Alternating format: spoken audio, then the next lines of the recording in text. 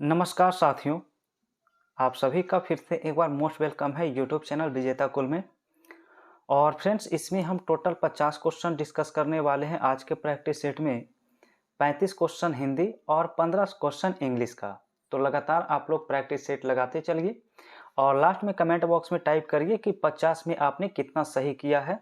तो चलिए पहला सवाल से शुरू करते हैं आज का क्वेश्चन। फर्स्ट क्वेश्चन में देखिए पूछा गया है, दिए गए वाक्य के रेखांकित खंड को कौन प्रतिस्थापित कर सकता है, और इसमें रेखांकित शब्द आपका निराकरण है। तो निराकरण का अर्थ क्या होता है? तो देखिए याद रखिएगा, यहाँ पर समाधान इसका राइट आंसर होगा, पहला का ऑप्शन बी होगा, क्योंकि निराकरण का अर्थ होता है समाधान करना। दूसरा क्वेश्चन है, कहा गया है कि इष्ट का विलोम शब्द बताइए, क्या होता है इष्ट का विलोम शब्द? तो ऑप्शन नंबर बी इसका राइट आंसर होगा, इष्ट का उल्टा अनिष्ट होता है। ठीक है। क्वेश्चन नंबर थ्री में देखिए कहा गया है, अंधे के हाथ बटेर लगना, इस मुहावरे का अर्थ क्या है? तो एका एक लाभ होना होगा, और एका एक लाभ ऑप्शन सी में दिया है। क्वेश्चन नंबर 4 पढ़ेंगे तो 4 में देखिए कहा गया है, रिक्त स्थान की पूर्ति करें। ठीक है। तो इसमें फिल करिए कौन सा ऑप्शन सही होगा।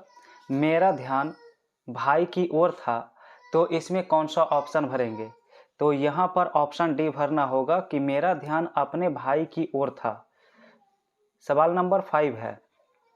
5 में कहा गया है, बहुत सी भाषाओं को जानने वाला के लिए एक शब्द बताइए, क्या होता है? तो इसे कहते हैं बहुभाषाविद। तो बहुभाषाविद यहाँ पर option number B right answer होगा, बहुभाषाविद होता है। ठीक है। तो सवाल नंबर 6 देखिए, कहा गया है, जो भेदा या तोड़ा नहीं जा सके, इसके लिए एक शब्द बताइए। तो इसे अभेद्य कहा जाएगा। क्या कहते हैं? अभेद्य, जिसे भेदा नहीं जा सके। ठीक है। 7 नंबर क्वेश्चन। 7 में कहा गया, किस भाग में त्रुटि है? सवाल है, वर्तमान युग कंप्यूटर तथा सूचना प्रौद्योगिकी का युग है। तो देखिए यहाँ पर एरर है, प्रौद्योगिकी की नहीं, यहाँ पर का होना चाहिए, यानी प्रौद्योगिकी का युग होना चाहिए। तो ऑप्शन नंबर सी इसका राइट आंसर होगा। क्वेश्चन नंबर नेक्स्ट है 8। लिखा है, पराधीन शब्द का विलोम शब्द बताइए, क्या है? तो पराधीन का मतलब होता है परतंत्र या गुलाम, तो इसका उल्टा होगा स्वाधीन। क्या होता है? उल्टा इसका स्वाधीन होता है। थोड़ा सा ऑप्शन इसमें सही करना होगा, स्वाधीन इसका होगा, याद रखिएगा स्वाधीन। ठीक है। तो यहाँ पर थोड़ा सा करेक्ट करिएगा, स्वाधीन उत्तर इसका राइट होगा। ठीक है। चलिए नेक्स्ट क्वेश्चन आएगा 9 नंबर सवाल से। इसमें दिया, सर्प का पर्यायवाची शब्द बताइए। तो सर्प का पर्यायवाची शब्द होता है व्याल। क्या होता है? ऑप्शन नंबर बी राइट होता है। नेक्स्ट क्वेश्चन 10 है। लिखा गया, चोली दामन का साथ होना, इस मुहावरे का अर्थ बताइए। चोली दामन का साथ होना मतलब होता है घनिष्ठ संबंध होना। Option number D right answer हो जाएगा। ठीक है। 11 नंबर सवाल में कहा गया, सही वर्तनी वाले शब्द का चयन करें कि सही वर्तनी वाले कौन लिखा गया है? तो परिवार लिखा हुआ ऑप्शन सी में राइट है। ठीक है। नेक्स्ट आपका 12 है, सही वर्तनी वाले शब्द का चयन करें। सम्मुख किस प्रकार लिखा जाता है? तो सम्मुख ऑप्शन ए में ही लिखा हुआ क्या है? राइट आंसर होता है। ठीक है। अब देखिए 13 से 17 तक आपका गद्यांश का सवाल है, तो इसे आप लोग पूरा पढ़ के और इसे फिल करने का प्रयास करिएगा। इसे आंसर करके हम आगे बढ़ेंगे। ठीक है। 13 का आंसर आपका फ्रेंड्स सी उत्तर हो जाएगा, उपेक्षा। ठीक है। 14 नंबर सवाल सॉल्व करेंगे, ऑप्शन ए उत्तर होगा अंधविश्वास। क्वेश्चन 15 सॉल्व करेंगे तो आपका उत्तर डी होगा मनुष्य। और इसके बाद 16 नंबर क्वेश्चन को फिल करेंगे तो 16 का आंसर बी राइट होगा लक्ष्य। और 17 नंबर सवाल सॉल्व करते हैं तो ऑप्शन डी करना होगा विकास। तो ये था फिलर्स वाले सवाल। अब देखिए 18 से आंसर करना है। कहा गया, पत्थर का पर्यायवाची शब्द बताइए, क्या है? इसका आंसर तो कई बार हम डिस्कस कर चुके हैं। पत्थर का पर्यायवाची शब्द पूछा गया है तो क्या होगा? चलिए आप लोग भी कमेंट करिए। पत्थर का यहाँ प्रशस्त्र लिखना, ऑप्शन डी उत्तर क्या हो जाएगा इसका? राइट हो जाएगा। नेक्स्ट है 19, सही वर्तनी वाले शब्द का चयन करिए। औदार्य किस प्रकार लिखा जाता है? तो ऑप्शन डी में लिखा हुआ इसका राइट होगा। क्वेश्चन नंबर 20 है, कहा गया जिसे छोड़ा नहीं जा सके उसे क्या कहेंगे? तो उसे अपरिहार्य कहा जाता है।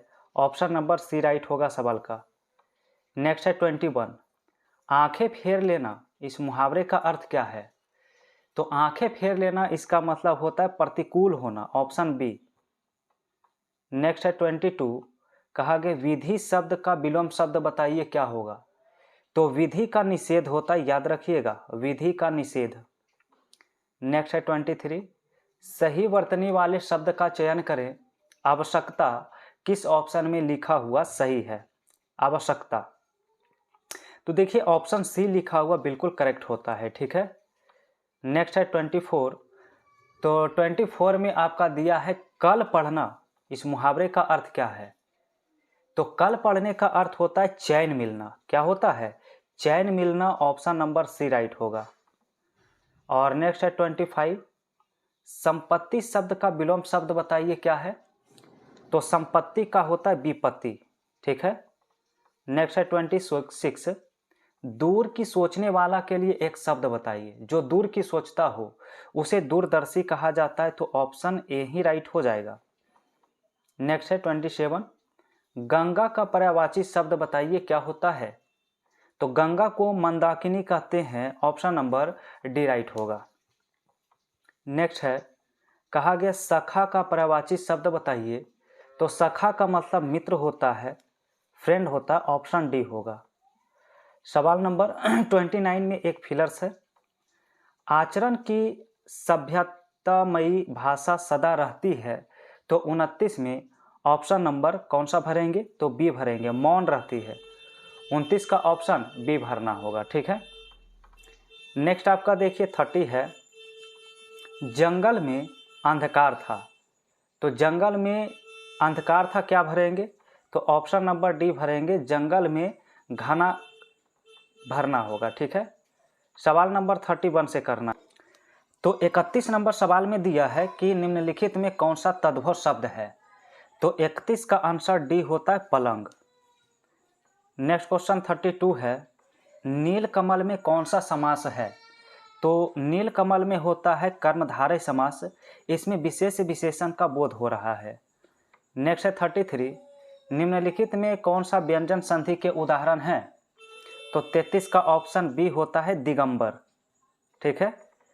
नेक्स्ट क्वेश्चन 34 है, पेड़ से पत्ता गिरा, इसमें कौन सा कारक है? तो 34 का जो आंसर है ऑप्शन बी होगा आपादान, ठीक है। 35 में देखिए दिया है, हिंदी के एक रूप भाषा का नाम ना होकर भाषा परंपरा का नाम है, यह कथन निम्न में से किसका है? तो ये हजारी प्रसाद द्विवेदी जी का है, ठीक है। चलिए अब आपका इंग्लिश लैंग्वेज का सवाल शुरू होगा, जो 36 से 50 तक होगा। तो चलिए 36 से आप लोग आंसर अपना कमेंट करिए। इडियम से एक दिया है, लिखा गया है मैन ऑफ स्ट्रॉ। देखिए मैन ऑफ स्ट्रॉ का मतलब होता है कमजोर व्यक्ति। कैसा व्यक्ति? तो कमजोर व्यक्ति होता है मैन ऑफ स्ट्रॉ। और इसका जो राइट आंसर होगा वो यहाँ पर वीक करना होगा, ऑप्शन डी करना होगा। सवाल नंबर 37 में एक फिलर्स पूरा करना है। लिखा गया the medicines are for curing cold. तो 37 में इफेक्टिव भरना होगा। क्या भरना होगा? ऑप्शन ए इफेक्टिव भरना होगा, क्योंकि मेडिसिन इफेक्टिव होता है। क्वेश्चन 38 में देखिए, 38 में एक इडियम्स दिया है, हिट अ बैड पैच। तो हिट अ बैड पैच इसका मतलब होता है कठिन परिस्थिति से गुजरना, यानी हो जाएगा एक्सपीरियंस्ड डिफिकल्टीज, यानी कि ऑप्शन सी उत्तर हो जाएगा।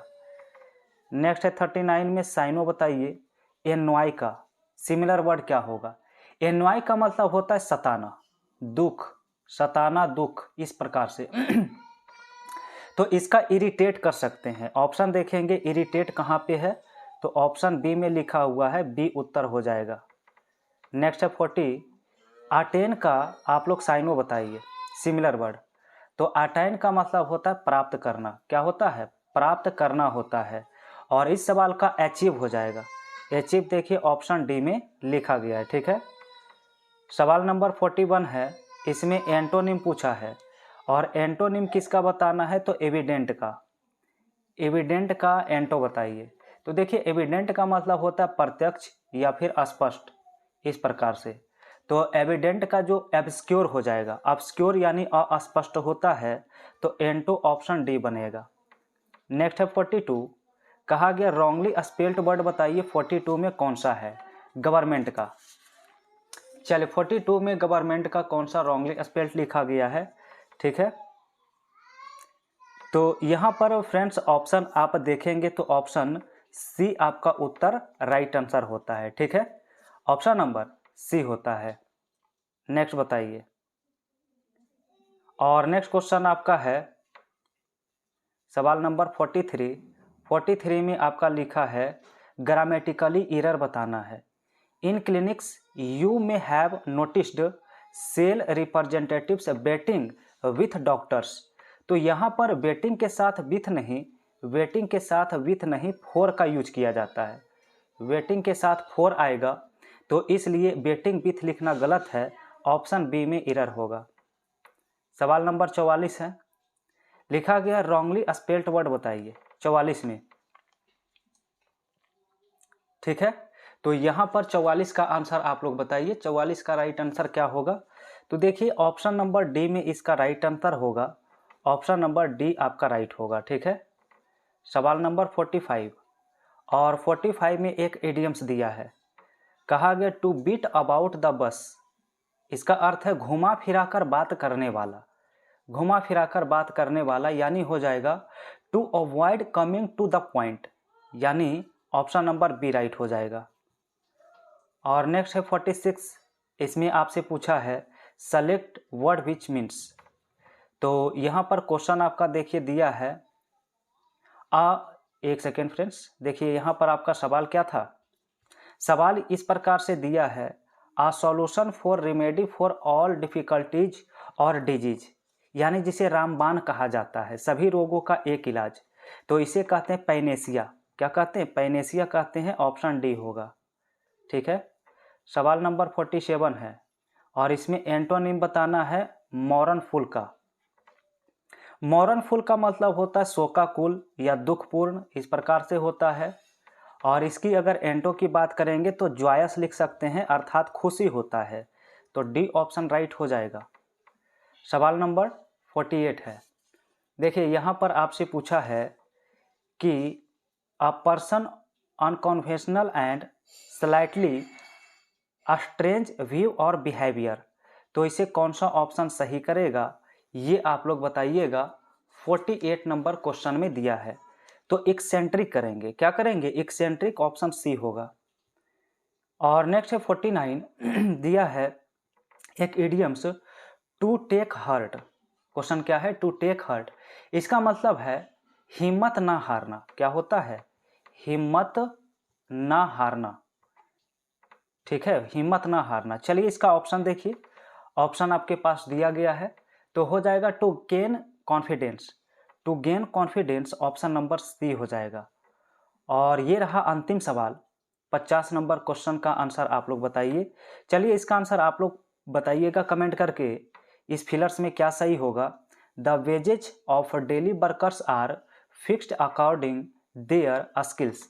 इसमें तो फिल करना बहुत ही आसान है, क्योंकि बहुत बार आप लोग इसे यूज भी किए होंगे। अकॉर्डिंग के साथ क्या लगेगा, टू लगेगा, विथ लगेगा, फ्रॉम लगेगा या ऑफ लगेगा। इसका आंसर आप लोग कमेंट बॉक्स में बताइए। चलिए इसका आंसर आप लोग कमेंट में टाइप करिए, कौन सा ऑप्शन सही होगा। चलिए फटाफट कमेंट करके टाइप करिए। तो फ्रेंड्स आपका ये 50 सवाल का प्रैक्टिस सेट पूर्णतः क्लियर हो चुका है। आप लोग कितना सही किए हैं ये ज़रूर बताइए, और अगर वीडियो पसंद आ रहा है तो वीडियो को लाइक करिए, और अगर पहली बार जुड़े हैं तो चैनल को भी सब्सक्राइब करके बेल आइकन की घंटी प्रेस करिए। तो मिलते हैं फिर से एक नए प्रैक्टिस सेट में।